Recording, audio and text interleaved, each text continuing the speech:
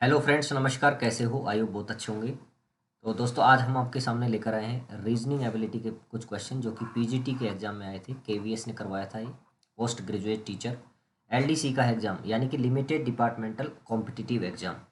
LDC में वही candidates बैठते हैं जो ऑलरेडी उस डिपार्टमेंट का हिस्सा हो। इसकी अलग अलग शैक्षिक योग्यताएं होती है, साथ में एक्सपीरियंस भी मांगते हैं। तो आपसे पूछे भाई एलडीसी एग्जाम कहता हूँ, बता दो भाई लिमिटेड डिपार्टमेंटल कॉम्पिटिटिव एग्जामिनेशंस। अब देखो, हम आपके लिए लेकर आए रीजनिंग के प्रश्न। अब आपको याद रखना है कि जो डायरेक्ट रिक्रूटमेंट है ना, उसके अंदर रीजनिंग के केवल 5 प्रश्न आने वाले हैं, जबकि ये जो एलडीसी के एग्जाम हुए हैं इसके अंदर तो 10-10 प्रश्न आए हैं। ठीक है, तो आपको आइडिया लग गया होगा। नहीं लगा है तो आप सारे रीजनिंग के जो मैंने डाले हैं 4-5 वीडियो हैं उनको देख लीजिए, उनसे आपको एक आइडिया लग जाएगा कि यहीं से प्रश्न बनेंगे। अगर आप इनको सोल्व करके जाएंगे, आपके अंदर एक अलग कॉन्फिडेंस रहेगा और आप बहुत कम समय में इनको हल कर पाएंगे। तो चलो शुरू करते हैं। पहला प्रश्न, श्रेणी का अगला पद ज्ञात कीजिए। Find the next term of the series. इसका नेक्स्ट टर्म क्या आएगा वो आपको फाइंड आउट करके बताना है। चलो जल्दी से इसका उत्तर कमेंट कर दो। इतना सरल सवाल आपको देखने को नहीं मिलेगा भाई। ठीक है, यहाँ पे देखो A1Z लिखा हुआ है, यहाँ पे लिखा है D4Y, यहाँ पे लिखा है I9X और यहाँ पे लिखा है P16W। ठीक है, आपको नेक्स्ट टर्म ढूंढना है, जल्दी से कमेंट करो। अब आपको पता चल रहा है कि यहाँ पे ए है। ठीक है, ए के बाद में डी है पहला, और यहाँ पे उसके बाद आई है और फिर पी है। तो नेक्स्ट क्या आएगा? तो आपको पता है ए से लेकर डी तक का जो डिफरेंस है 1 से लेकर 4 तक का कितना है, +3 हो रहा है। नेक्स्ट यहाँ पे देखो, 4 से लेकर 9 जा रहा है, यानी कि D4 9, तो यहाँ पे डिफरेंस 5 का आ रहा है। और ये अलार्म बज गया भाई, चलो इसको बंद करते हैं एक बार।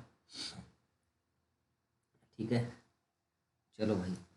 अब देखो आगे यहाँ पे 5 के बाद में यहाँ पे देखो कितने का डिफरेंस आ रहा है, 9 के बाद 16 तक, यहाँ पे +7 आ रहा है, 16 हो गया। अब 16 में हम कितना जोड़ें? तो यहाँ पे देखो 3 to 5, 5 to 7, 7 + 2 9 हो जाएगा। तो 16 में अगर हम 9 जोड़ेंगे तो कितना आएगा बताओ, जल्दी से कमेंट करो। 16 + 9 25 आएगा। और 25 पे कौन सा लेटर आता है इंग्लिश का? वाई आता है। ठीक है, और यहाँ पे देखो इसको कैसे मान लो, चाहे तो 1 का स्क्वायर मानो, 2 का मानो, 3 का स्क्वायर मानो, 4 का मानो, तो यहाँ पे 5 का स्क्वायर 25 आएगा। यहाँ पे इसको ऐसे समझ सकते हैं कि ए का 1 है, डी का 4 है, आई का 9 है। दोनों ही स्थितियों में आपका सही उत्तर आने वाला है। यहाँ पे देखो ZYXW, यहाँ पे -1 हो रहा है। क्या हो रहा है दोस्तों? -1 हो रहा है। ठीक है, तो -1 हो रहा है तो यहाँ पे W से पहले क्या आएगा बताओ? V आएगा। क्या आएगा? V। आपने ABCD पढ़ रखी है, VWXYZ। तो आपका आंसर क्या आएगा? Y25V। तो Y25V देखो आपके कौन से ऑप्शन में है? ऑप्शन नंबर 2 है यहाँ पर। दोस्तों, आपको लग रहा है कि स्पीड बहुत धीरे पढ़ा रहा हूँ ना मैं, आप ऐसे करो, इसकी जो मैंने बताया ना प्लेबैक स्पीड होती है सेटिंग के अंदर, उसको आप कर लो 1.5 गुना, 1.25 गुना, जो भी आपके हिसाब से है, 1.25, 1.50। आपके पास समय की कमी होती है मुझे पता है, तो आप इसको क्या है, प्लेबैक स्पीड को दुगनी करके देख सकते हैं। ठीक है, चाय पी लीजिए दोस्तों, सुबह रिकॉर्ड कर रहा हूँ वीडियो को मैं आपके लिए। चलो भैया नेक्स्ट, ब्लड रिलेशन का क्वेश्चन यहाँ पे है। ब्लड रिलेशन के क्वेश्चन भैया बहुत ही आ रहे हैं, मतलब हर ये तो सेम रखा है इन्होंने पैटर्न ना, सीबीएसई ने। चलो करते हैं। सोनल ने राजेश से कहा, तुम्हारे एकमात्र भाई का बेटा मेरे पति का भाई है। सोनल राजेश के भाई से किस प्रकार संबंधित है? आपको क्या बताना है? How is Sonal related to Rajesh brother. अब देखो आप, सोनल ने राजेश से क्या कहा? सपोज करो भैया ये राजेश है। ठीक है, सोनल ने राजेश से कहा कि भाई तुम्हारे भाई, तुम्हारा एकमात्र भाई का बेटा, इसका भाई। ठीक है, राजेश का भाई बना दिया मैंने, ये राजेश है। ठीक है, राजेश का भाई है ना, तुम्हारे एकमात्र भाई, तुम्हारे एकमात्र भाई का बेटा, इसका बेटा, ये छोटा सा एक बेटा बना दिया इसका, राजेश के भाई का बेटा हो गया ना ये। मेरे पति का भाई, मेरे पति का भाई है, मतलब जो इसके भाई का बेटा है ना मेरे पति का भाई है, तो इसका एक और बेटा होगा, मतलब राजेश के भाई के दो बेटे हैं। ठीक है, उसके पति का भाई है ना, इसका पति ये होगा तो इसका भाई ये हो गया, तो ये कौन हो गई? सोनल। ठीक है, सोनल ये हो गई। अब आप देखो इसको समझो ढंग से। सोनल ने राजेश से कहा, सोनल ने किससे कहा? राजेश से कहा। क्या कहा भाई राजेश से? कि राजेश तुम्हारे एकमात्र भाई का बेटा, अब राजेश का एकमात्र भाई ये हो गया। ठीक है, इसका बेटा ये हो गया, राजेश के एकमात्र भाई का बेटा मेरे पति का भाई है। अब सोनल का पति ये है ना, इसका भाई हो गया, राजेश के भाई का बेटा जो है ना सोनल के पति का भाई है। समझ में आ गया होगा? तो सोनल और ये दोनों पति पत्नी हुए। अब ये पूछ कर रहा है सोनल राजेश के भाई से किस प्रकार संबंधित है। सोनल राजेश से नहीं पूछ रहा, सोनल राजेश के भाई से। तो आपको पता है राजेश का भाई है ना, उसके बेटे हैं और वो बेटे की बहू है। मतलब एक तरह से इनका रिलेशन क्या हो गया, सोनल के ससुर है राजेश के भाई, तो राजेश के भाई की सोनल क्या लगेगी, पुत्र वधू लगेगी। क्या लगेगी भैया, पुत्र वधू लगेगी। आ गया होगा आपका आंसर भी, बहुत बढ़िया, शाबाश, कर लोगे आप, मुझे पता है, कोई दिक्कत नहीं है आपको, बहुत बढ़िया कर रहे हो आप पढ़ाई, शानदार।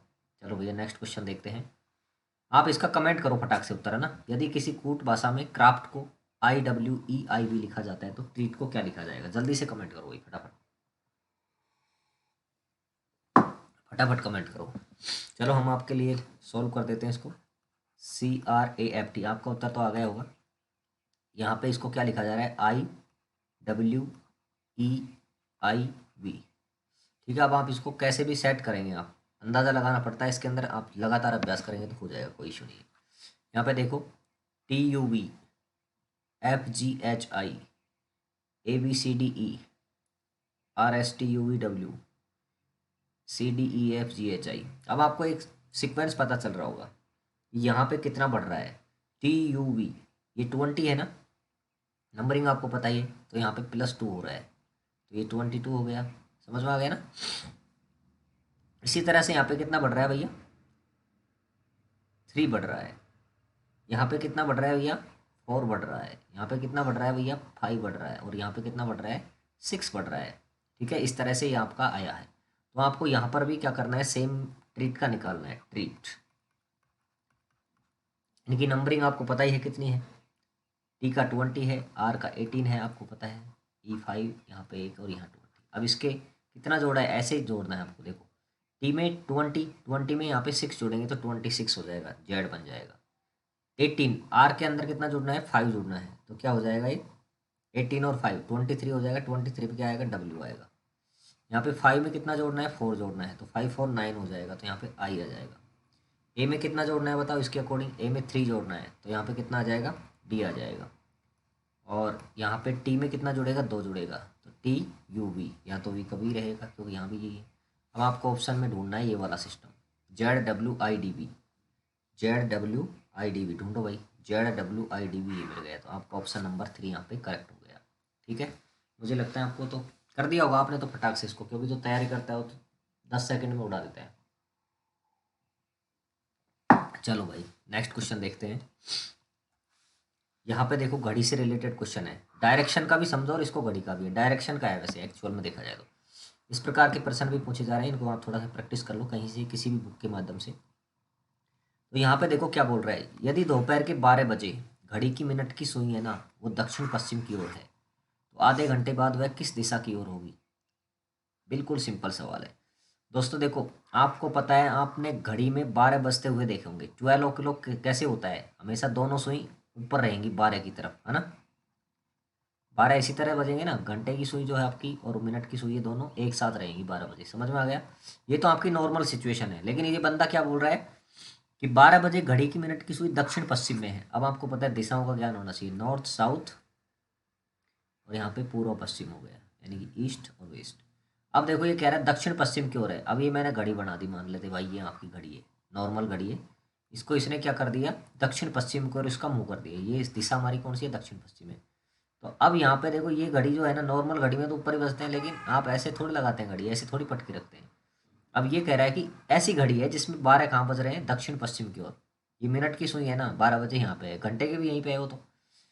अब आपको पता है कि आधे घंटे बाद मतलब 30 मिनट बाद, 30 मिनट में मिनट की सुई कितना कोण बनाती है, 180 का बना देगी ना, सही है ना। तो वो किधर चली जाएगी बताओ भाई, 30 मिनट में वो कहाँ चली जाएगी, 15 मिनट में यहाँ आ जाएगी।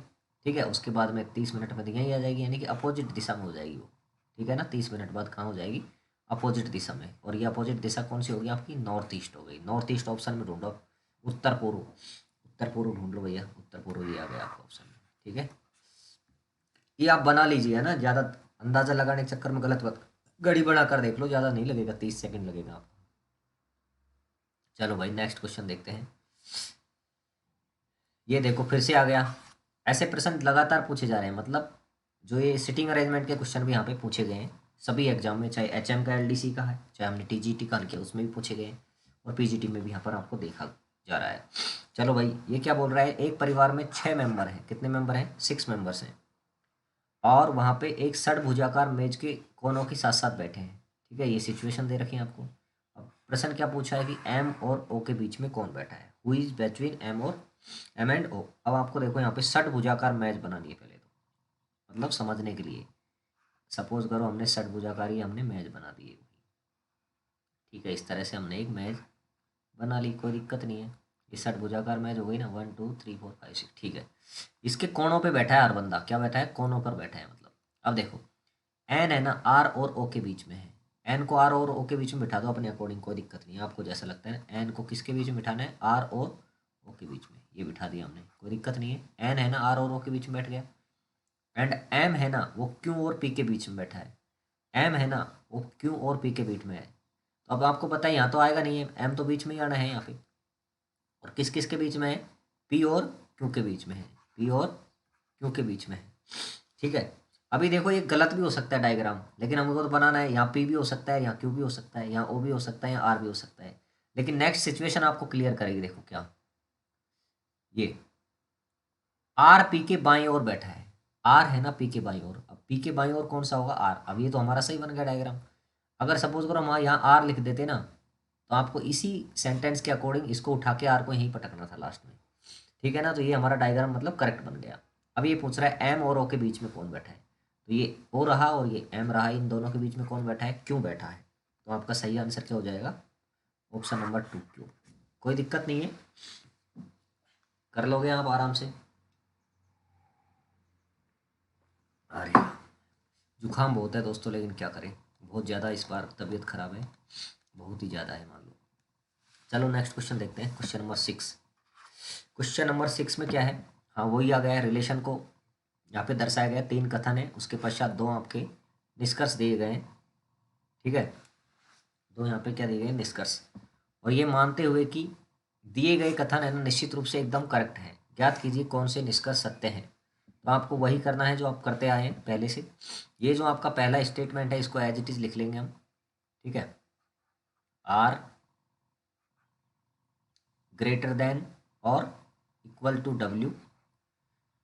डब्ल्यू ग्रेटर देन एल है, एल लेस देन एफ है, एफ इक्वल टू एन है, और एन ग्रेटर देन पी है। ये हमारा पहला स्टेटमेंट है। अब दूसरा स्टेटमेंट है जे लेस देन पी है। अब जे लेस देन पी को कहाँ सेट करना है बताओ? जे लेस देन सी, वो सॉरी जे लेस देन पी, इसको सेट करो, जे लेस देन पी को। अब यहाँ देखो पी कहाँ है, ये रहा। अब जे लेस देन पी है ना, तो आपको क्या करना है? पी ग्रेटर देन जे है, तो इसको ऐसे भी लिख सकते हैं हम, पी ग्रेटर देन जे लिख सकते हैं इसको। ऐसे ऐसे ऐसे कैसे? तो इसको ऐसे सेट कर दो, पी ग्रेटर देन जे। समझ में आ रहा होगा ये तो, कई कई हल कर लिया हमने ऐसे प्रश्न है ना। नेक्स्ट वाला क्या है स्टेटमेंट? एफ है ना जो लेस देन के है, एफ जो है ना जो लेस देन के है, इसको हम ऐसे भी लिख सकते हैं ना, के ग्रेटर देन एफ, कोई इशू नहीं है ना। अब इसको यहाँ सेट कर दो कहीं एफ के आसपास। एफ तो ये रहा ना, एफ के पीछे इसको ऐसे सेट कर दो, तो ये सीरीज क्या बन जाएगी हमारी? आर ग्रेटर देन और equal to W, W greater than L. अब हमको इसको एफ से पहले फिट करना है के को, ध्यान रखना। लेकिन एल के बाद ये वाला चिन्ह तो लग ही जाएगा। ठीक है, अब देखो यहाँ पे के ग्रेटर देन एफ, ये सेट हो गया हमारा। ठीक है, अब ये सीधा इसको ऐसे कैसे लिख दो, equal to n greater than p greater than j. ये आपका बन गया एकदम स्टेटमेंट के अकॉर्डिंग सारी एक सिस्टम बन गया। अब देखो कंक्लूजन देखने हैं आपको, निष्कर्ष क्या क्या है। L less then P, L less then P, L less then P. अब आपको देखना है यहाँ पे एल लेस देन पी है क्या? पी ये रहा और एल ये रहा। अब यहाँ पे देखो सीरीज अगर समान रूप से चलती है तो ये सेट बैठ जाता है, अदरवाइज नहीं। यहाँ पे देखो कोई दिक्कत नहीं है, लेकिन प्रॉब्लम ये आ रही है कि ये चिन्ह जो है ना ये डिफरेंट है और ये डिफरेंट है, तो ऐसी स्थिति में इसको हम गलत मानेंगे। ठीक है, यहाँ देखो नेक्स्ट वाला कथन। अरे हाँ ये तो हम, हाँ ये तो करेक्ट था, ये तो हमारा क्या हो गया? गलत हो गया। अब नेक्स्ट देखो, एफ ग्रेटर देन जे, एफ ग्रेटर देन जे। अब यहाँ पे देखो एफ ग्रेटर देन जे है क्या? जे है, ठीक है, जे और एफ ये है। एफ और एन बराबर है, ये समझो आप। एफ और एन इक्वल है, एफ को यहाँ लिखेंगे तो कोई इशू नहीं बनेगा, इक्वल का चिन्ह है ना। अब देखो ये जो चीज़ है ना, एफ ग्रेटर देन जे, एफ ग्रेटर देन लगा हुआ है ना, यहाँ भी ग्रेटर देन लगा हुआ है जैसे, मतलब ये तो एकदम सही बात है। सो सेकंड वाला स्टेटमेंट एकदम करेक्ट है। तो इसके अकॉर्डिंग हमारा ऑप्शन क्या आ जाएगा, निष्कर्ष दो सत्य है, केवल निष्कर्ष दो सत्य है। ऐसे प्रश्नों में अगर आपको कोई दिक्कत है तो इसके लिए अलग से वीडियो बना देंगे, नहीं तो आप देख लीजिए कहीं से, बहुत सारे यूट्यूबर हैं आजकल, इस प्रकार के प्रश्नों को आप ज़्यादा सीरीज से हल कर लीजिए, ताकि क्योंकि ये प्रश्न मैंने एनवीएस में भी देखा है सारे पेपर्स के अंदर, और केवीएस के एलडीसी के पेपर में भी देखा है। तो आपको फ्री का एक नंबर जब मिल जाए तो क्या दिक्कत है, सही नहीं है कि आ सकता है, क्या पता। चलो भैया नेक्स्ट क्वेश्चन देखते हैं। क्वेश्चन नंबर 7, इस प्रकार के प्रश्न भी देखे गए हैं। एक कथन के बाद दो निष्कर्ष दिए गए हैं, निश्चित कीजिए कि कौन सा कथन दिए गए कथन का अनुसरण करता है, निष्कर्ष है ना। तो कथन है, ताजे फलों का सेवन हमारा बीमारियों से बचाव करता है। ये स्टेटमेंट को सत्य मानकर चलना है। अब देखो पहला है, हम बीमार हो जाएंगे यदि हम ताजे फल नहीं खाते हैं, ऐसा तो स्टेटमेंट में नहीं कहा गया है, ठीक है ना। स्टेटमेंट तो ये कह रहा है कि ताजे फलों का सेवन करेंगे तो बीमारियों से बचाव होगा, मतलब ताजे फलों के सेवन से हम स्वस्थ रहेंगे, बात यही है ना। अब यहाँ पे देखो सेकंड वाला, ताजे फल हमें स्वस्थ रखते हैं, है ना, fresh fruits keep us healthy. ये वाला तो एकदम सही है इसके अकॉर्डिंग, ये पहले वाला तो गलत है। तो हमारा स्टेटमेंट नंबर 2 यहाँ पे भी करेक्ट होने वाला है, ठीक है ना। स्टेटमेंट नंबर 2, यहाँ पे अपना दिमाग नहीं लगाना है, इसके हिसाब से ही सेट करना है। ये तो बिल्कुल अलग सा सेंटेंस है, हम बीमार हो जाएंगे अगर ताज़े फल नहीं खाते, ऐसा तो ये नहीं कहता है। ये तो पॉजिटिव कह रहा है कि हम ताज़े फल खाएंगे तो बीमारियों से बचे रहेंगे, मतलब स्वस्थ रहेंगे। चलो भाई क्वेश्चन नंबर 8, यहाँ फिर से वही प्रश्न, यानी कि आपके जो एलडीसी के एग्जाम में सेम पैटर्न फॉलो किया गया है। तो कथन है, कुछ जानकारी सहित और निर्णय करना है आपको कि कौन से कथन से प्रश्न का उत्तर देने के लिए पर्याप्त है।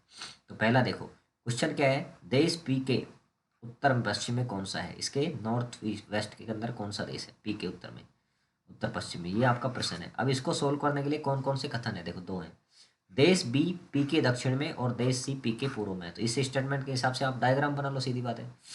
देश बी है ना पी के दक्षिण में है, तो जैसे हमने पी ले लिया ये, और देश बी को नीचे लिख दिया दक्षिण में, कोई दिक्कत नहीं है। देश बी है ना पी के दक्षिण में है, और देश सी पी के पूर्व में है, इसका ईस्ट सा कौन सा होगा, ये हो गया। तो ये पहला डायग्राम बन गया आपका, ठीक है। अब इससे पता नहीं चल रहा ना, देश पी के उत्तर पश्चिम में कोई पता नहीं है, उत्तर पश्चिम दिशा ये है, तो यहाँ पे तो कुछ भी नहीं आया, तो पहला स्टेटमेंट से तो कोई आंसर हमारा नहीं आया अभी तक। नेक्स्ट देखते हैं, देश ए पी के उत्तर दिशा में है, तो इसको भी ऐसे कैसे बना लूँ, देश ए है ना जो कहाँ है, पी के उत्तर में, तो पी के उत्तर में हो गया ये, कोई दिक्कत नहीं है। और देश डी है ना ए के पूर्व में है, कोई दिक्कत नहीं है, ए के पूर्व में डी रख दो। और क्यों ए के पश्चिम में है, और जो क्यों है ना वो ए के पश्चिम में है, कोई दिक्कत नहीं है। अब इसके अनुसार आपका ये उत्तर निकल रहा है कि देखो देश पी के उत्तर पश्चिम में कौन सा है, तो ये निकल रहा है देश पी के उत्तर पश्चिम में क्या आएगा, क्यों आएगा। कहने का मतलब है कि स्टेटमेंट नंबर जो 2 है ना, उससे आपका आंसर निकल रहा है, इसमें कोई दो राय नहीं है। इससे तो नहीं निकल रहा है, दोनों से भी नहीं निकल रहा है मिल करके, तो इसका आंसर क्या हो जाएगा, ऑप्शन नंबर 2 आएगा। कथन सेकंड अकेले ही प्रश्न का उत्तर देने हेतु पर्याप्त है। बहुत ही बेहतरीन प्रश्न है भैया ये। क्वेश्चन नंबर 9 देखो, इस प्रकार के प्रश्न तीनों ही पेपर में आए, HMLDC, TGT और ये हम PGT का सोल्व कर रहे हैं। तो मैंने आपको बताया इस प्रकार के प्रश्नों में आपको कॉमन ढूंढना है, ठीक है। एक ही घन की दो स्थितियों का अदृश्य संख्या कहाँ पर है, मतलब where is the invisible number in the two positions of the same cube. अब इसका देखो यहाँ पे आपको किसी भी दिशा में इनको लिख दीजिए, 4 3 5 4 3 5, इसमें भी सेम 4 2 1, ठीक है। अब यहाँ पे बोल रहा है कि जो छुपा हुआ है ना, छुपा हुआ क्या है बताओ, 1 5 मिल गया, 3 2 मिल गया, तो छुपा हुआ क्या मिल गया, 6, 6 नंबर हमारा छुपा हुआ है, इनविजिबल है, 6 नहीं दिख रहा है ना हमको।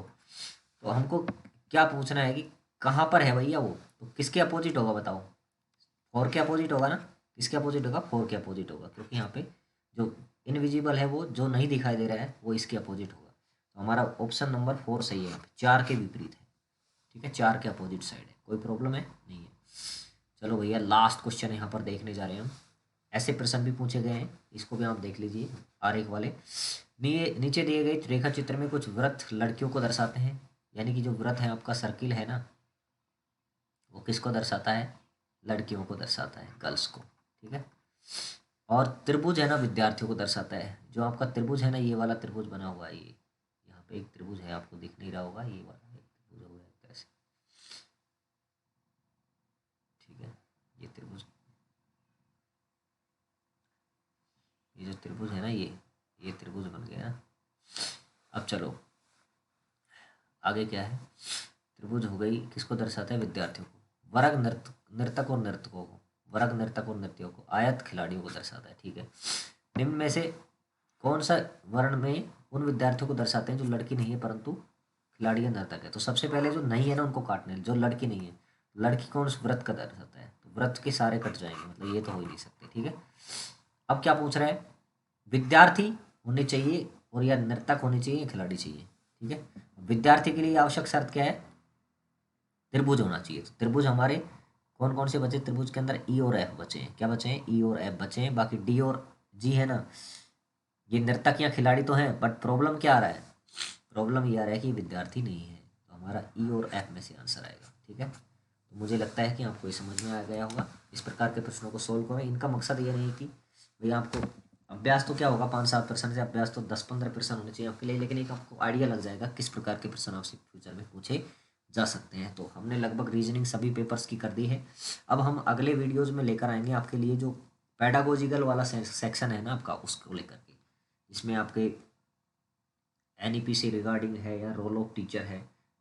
और ये वाले क्वेश्चन है, मुझे लगता है टीजीटी पीजीटी में 40-40 पूछे जाएंगे और पीआरटी में शायद 60 मार्क्स का मैटर आने वाला है। तो इनको सॉल्व करेंगे आगे एक वीडियो में। दोस्तों के साथ शेयर करो, सब्सक्राइब करो, चैनल पर पहली बार है।